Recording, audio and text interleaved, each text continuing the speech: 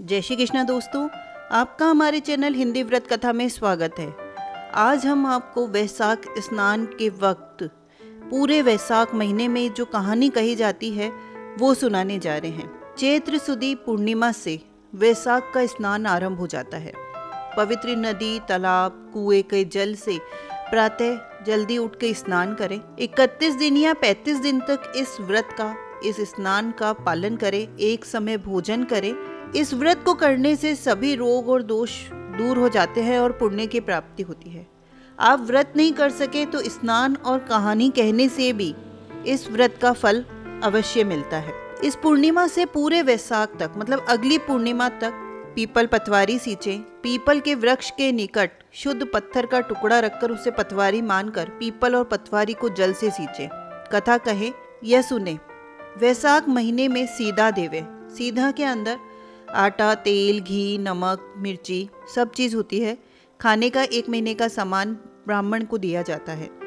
वैशाख महीने में जल का दान सबसे श्रेष्ठ दान माना जाता है, इसलिए किसी भी प्याऊ पे या कहीं पे भी पानी अवश्य रखवाएं। इस महीने में कभी भी ब्राह्मण को मटका दान करना चाहिए। मटके में जल भरकर उसके ऊपर कपड़ा, ढक्कन और ढक्कन में चीनी, दक्षिणा और पंखा रखकर दान करना चाहिए। वैशाख महीने के अंदर वैशाख मातम्य का भी श्रवण किया जाता है, लेकिन अगर आप वैशाख मातम्य का रोज श्रवण नहीं कर सकते हैं तो वैशाख महीने की कहानी भी सुन सकते हैं। तो आइए सुनते हैं वैशाख महीने की कहानी। एक राजा था। वह वैशाख माह में प्रतिदिन ब्रह्म मुहूर्त में उठकर गंगा जी में स्नान करता था। राजा का आदेश था कि मुझसे पहले गंगा जी में कोई भी स्नान नहीं करेगा। राजा जब गंगा जी में स्नान करने जाते तो उन्हें प्रतिदिन शांत जल के स्थान पर हिलता हुआ जल दिखाई देता। तो राजा को संदेह होता था कि निश्चय ही मुझसे पहले कोई प्रतिदिन गंगा जी में स्नान करता है। अतः राजा ने नदी के तट पर पहरेदार बैठा दिए। गंगा जी के तट पर एक वृक्ष था, उस पर एक बंदरिया रहती थी। वह प्रतिदिन राजा के स्नान करने से पूर्व ही स्नान करके वृक्ष पर चढ़कर बैठ जाती थी। इस प्रकार होते होते पूरा वैशाख का महीना व्यतीत हो गया, किंतु अंतिम दिन राजा के पहरेदार ने यह देख लिया और उस बंदरिया को पकड़कर राजा के पास ले गए।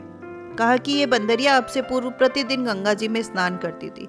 उधर राजा की प्रतिज्ञा थी कि कोई भी स्त्री मुझसे पूर्व अगर स्नान करेगी तो मैं उससे विवाह करूंगा।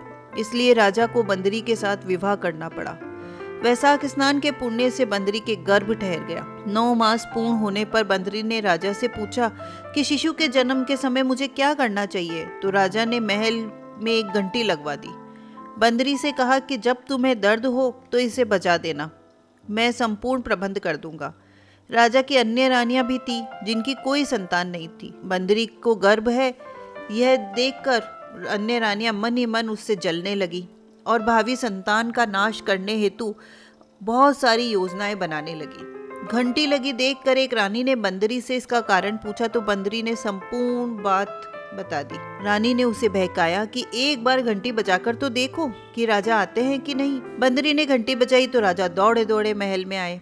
घंटी बजाने का कारण पूछा तो बंदरी ने उत्तर दिया कि मैंने तो रानियों के कहने पर घंटी बजाई थी। तो रानियों ने राजा से कहा कि यह तो पशु है, न जाने कितनी बार घंटी बजाएगी। इस प्रकार कहकर उन्होंने घंटी को हटवा दी।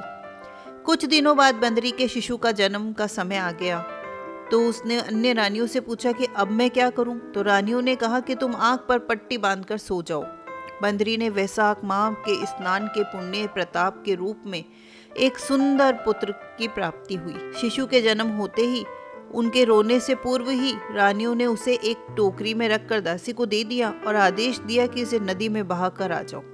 शिशु के स्थान पर एक पत्थर रख दिया। राजा को भी कहला दिया कि बंदरी ने एक पत्थर को जन्म दिया है। राजा ने सुना तो उन्होंने भी संतोष कर लिया। जब दूसरी रानियों के ही संतान नहीं है तो बंदरी मतलब पशु भी कोई संतान दे सकता है क्या।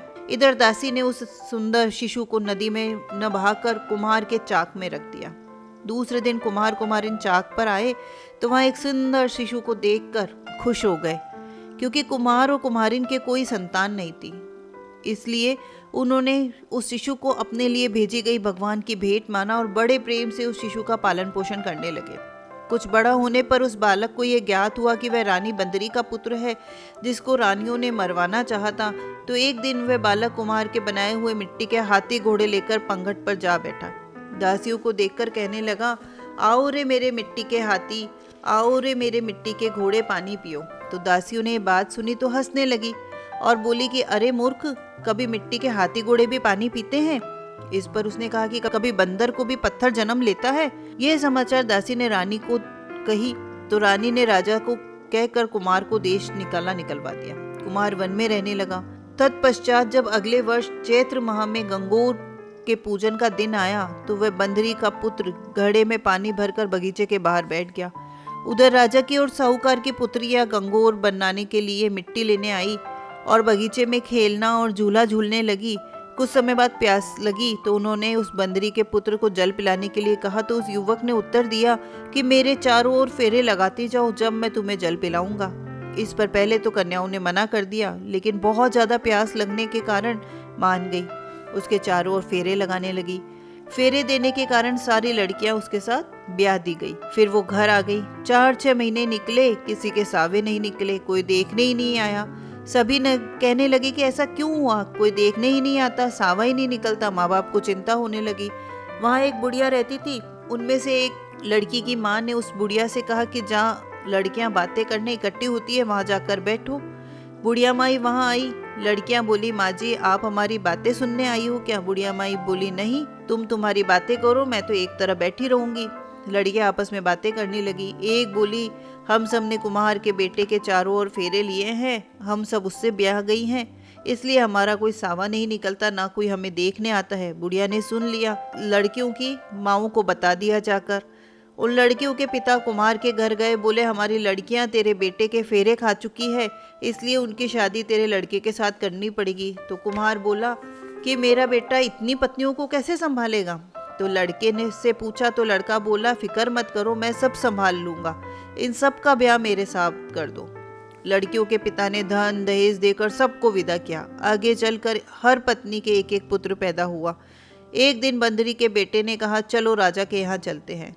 सब पत्नियों को तैयार करके राजा को समाचार करवाए कि हम सब आपसे मिलने आ रहे हैं। सब जने राजमहल पहुंच गए।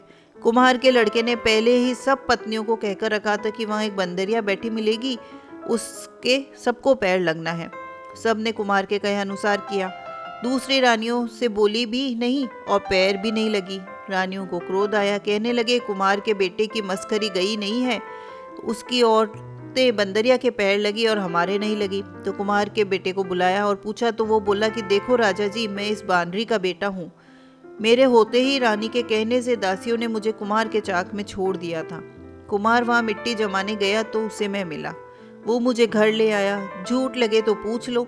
राजा को बात जच गई। राजा ने रानियों को देश निकाला दे दिया और उन सबको राजमहल में रख लिया। लड़कियां वैसाख नहाती थी, इसलिए उनको बेटे पोते और राजपाट मिला। बोलिए वैसाख नहाने वाले की जय हो।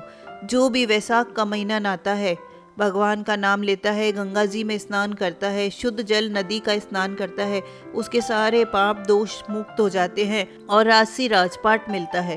तो दोस्तों, आपको ये कहानी अच्छी लगी हो तो प्लीज़ लाइक करें, कमेंट करके हमें प्रोत्साहित करें और हमारे चैनल को सब्सक्राइब करें। धन्यवाद।